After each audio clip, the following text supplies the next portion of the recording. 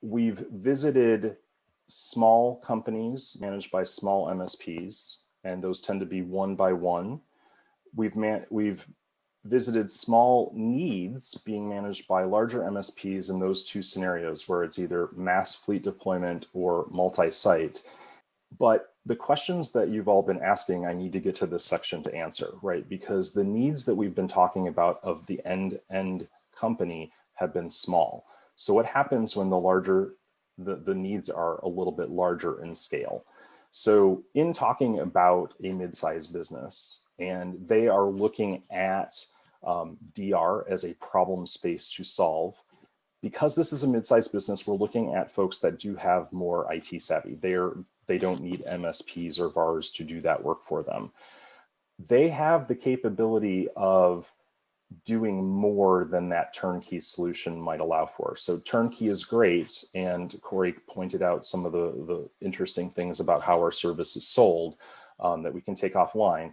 But their tolerance, in this case, the mid-sized business tolerance for a software solution or software plus other IaaS services becomes greater. So more data must have bigger budget for storage.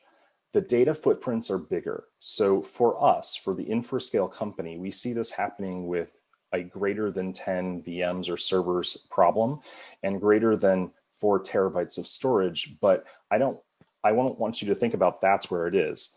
This is a problem of hundreds of servers or hundreds of terabytes being probably the more likely with mid-sized businesses, but this is that scaling story that we're starting to talk about. And what we actually did this year is we launched IBDR. So Infrascale Backup and Disaster Recovery is the follow-on solution to what we called and what we presented last time as IDR. We did this because we were keeping this scale and flexibility that we needed in mind. So the question that I got about, hey, do the appliances scale in size? Well, hardware is usually fixed when you buy it, but I have options for you to size and scale to what the demands are. And in the cloud, and very specifically our cloud, we can look and behave exactly like public cloud from a compute and a storage capability, giving us some flexibility. So this is where, from a construction perspective, taking different shapes and sizes of those primaries or of those secondaries or of the storage lets us start right and scale as the customer needs it. And the exact question that I got earlier are, what are the sizes of the appliances? So here are the appliances that we offer and launched earlier this year, where we have different form factors from desktop to 1U to 2 and 4U, depending on capabilities and storage. We've captured storage over there, but the things I want to point out here are in the middle. The 1580 and the 1780 model are the first models that we deployed with all SSD storage. And that SSD is what gets us to that performance capability, and very specifically the IOPS that we need to be able to do the data backup operations and the boot operations on the same unit. So it's less necessarily a matter of RAM and compute than it is making sure that the storage can keep up with it for us. So that's why we introduced the 1580 and 1780. And of course, on the cloud, we changed our paradigm to be exactly like public cloud. So for those customers that have high boot needs, maybe you get more compute and a small amount of storage. But if you have extraordinarily high retention needs, maybe you're the other way around. Maybe you have just enough compute for your boot in the cloud, but you have tons and tons of retention. So we have these options, this flexibility, this ability to scale, and not only at the time of your initial contract, but as you grow or as new requirements or as the company makes an acquisition. And the way that we do this and make sure that we're taking into account how we size this is a sizing exercise. And we do this by looking at the volume of protected data, how fast it's going to grow, how frequently the backups need to be done, how long that retention, how many VMs do you need to boot where, and how much RAM and compute do those VMs need when they're booted for your disaster recovery operations. So all of those fold into our sizing formulas, and they can give us a choice of how to solve the problem. So do we solve it with option 1 with this combination, option 2 with this combination, or in some cases, due to VM boot count, we may find ourselves stacking the appliances because they require that local boot, and it's not enough to have it in the cloud. They require it locally, and we have to put more than one appliance on-prem. We call that stacking. And that solution, after we launched IBDR in March, came to our attention because we started seeing more of these mid-sized businesses come to us with their demands. And that's why we turned around last month and launched a different on-prem appliance, the 1880. This was meant to solve that problem of stacking, where we have a 1U all SSD, double the compute and double the RAM solution to double that boot capacity.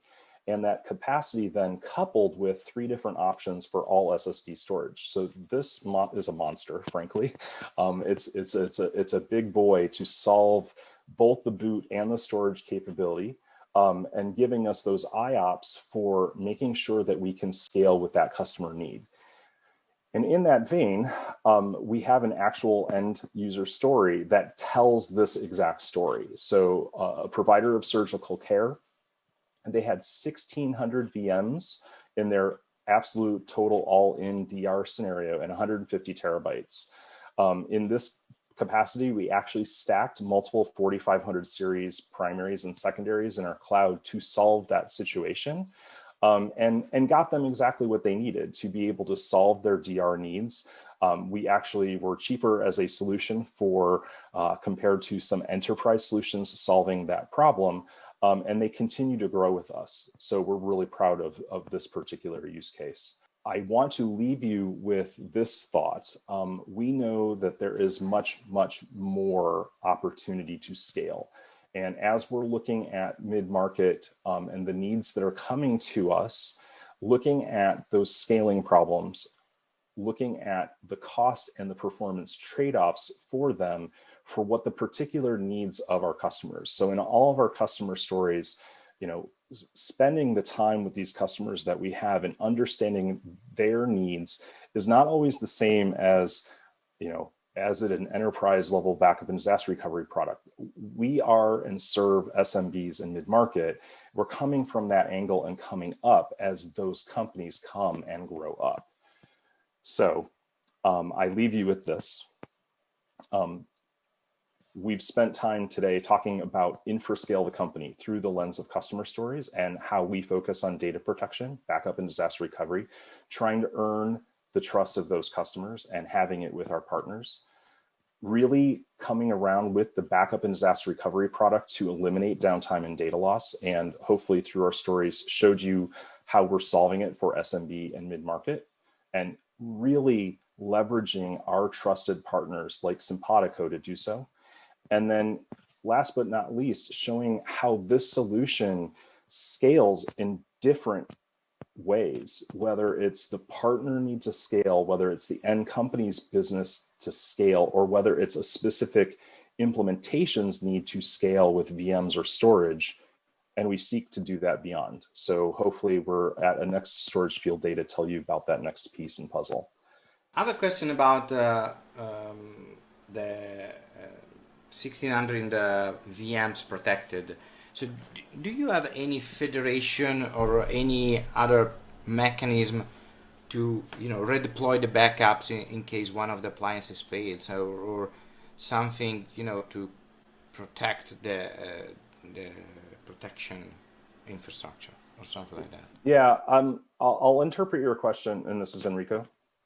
Yeah. Okay. I'll interpret your question this way: is part of our solution here is multi-destination replication. So the data always lives essentially in 3 places: at its source, on our primary, or on the secondary. So if one of those is to fail, we always have the other 2 to fail back on. What's your median size customer as far as amount of data protected, number of machines protected? Yeah, so our primary business here of the SMB and mid-market, the bulk of our business, especially with the fleet deals, are those smaller sub 10 VM, sub 4 terabytes of data. So that is prime business for us. But as hopefully I articulated, we're seeing that these mid-sized needs, where we're looking in the 50s or hundreds of VMs, but certainly over 100 terabytes of data are starting to become more norm in the folks that are coming to us.